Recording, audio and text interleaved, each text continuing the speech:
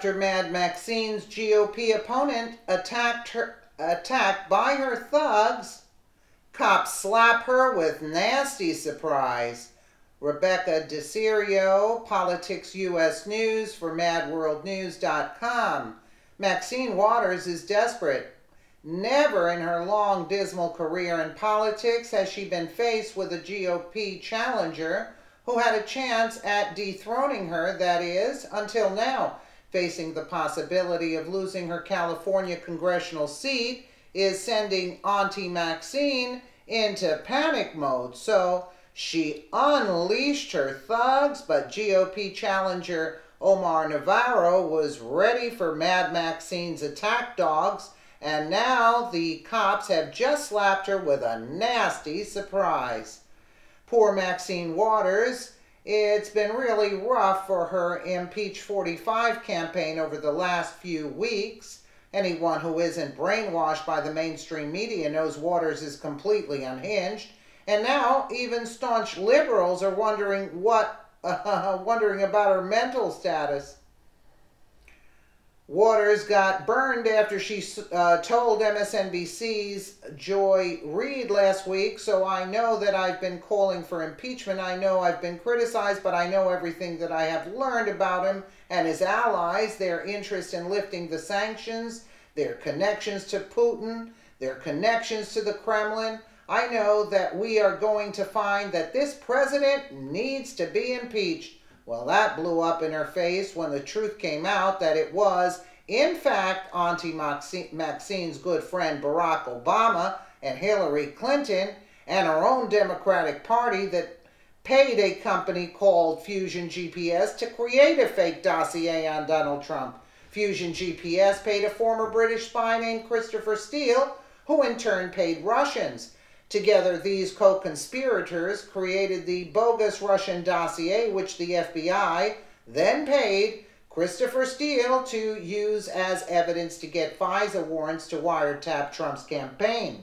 As Auntie Maxine sees her lies getting exposed, she turned her attention to something she has never had to worry about before, getting reelected. Running as a Democrat in Los Angeles area is usually a slam dunk, but not this time around. And Mad Maxine knows if she loses her federal slush fund, will be taken away, so she unleashed her thugs to go after Omar Navarro, the young Hispanic GOP challenger who vows to unseat her in the 43rd District. Navarro set up his campaign office in Torrance, California, and has attracted some big-name endorsements like Steve Bannon and Roger Stone.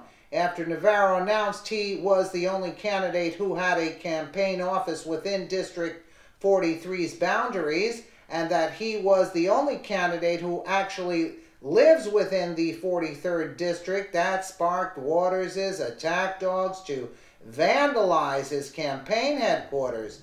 Navarro tweeted out live as he was called back to his campaign headquarters after someone noticed masked thugs putting up disgusting signs all over his windows. Well, he wasn't shy about accusing his opponent Maxine Waters as the impetus for such an attack. He called the cops, who told him they would contact her office, which must have been a real nasty surprise for Auntie Maxine. Intimidation from the left by Omar Navarro here, huh? Oh, let's get the sound up. I got a call from some people, and they told me basically that they basically went after my office. They're literally near my office right now, and I get to the office, my campaign headquarters, right? And guess what happens when I get to the office? I have some signs that were put up in front of my office. This is from the left, guys. Exactly what they're doing. Look at this.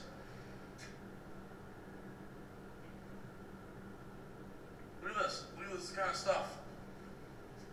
Oh, come on. Look at what the left is doing.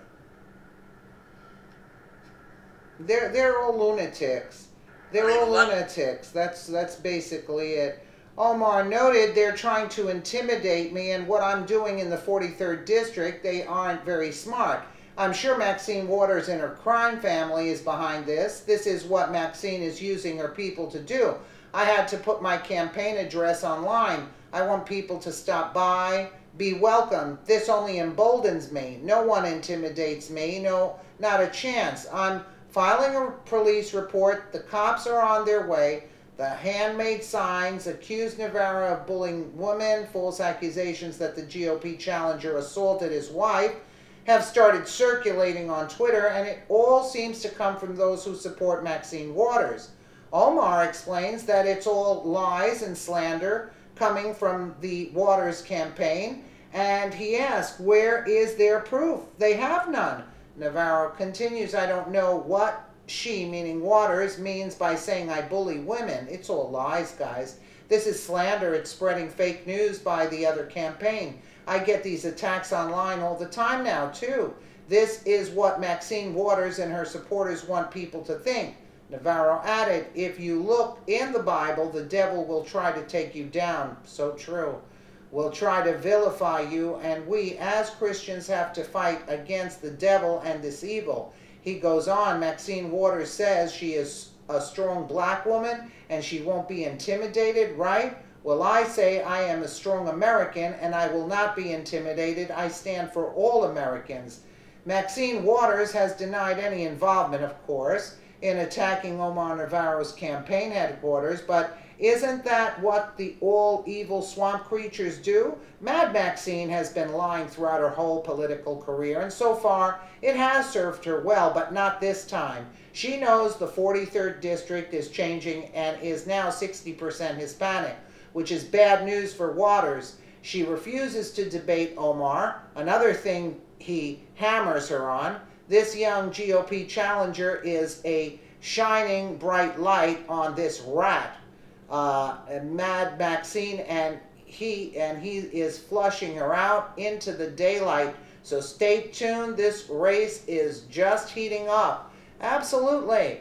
Yes, flash the light on, the bright shining light on her to see her evil and her corruption. This woman has gotten away with too much for too long.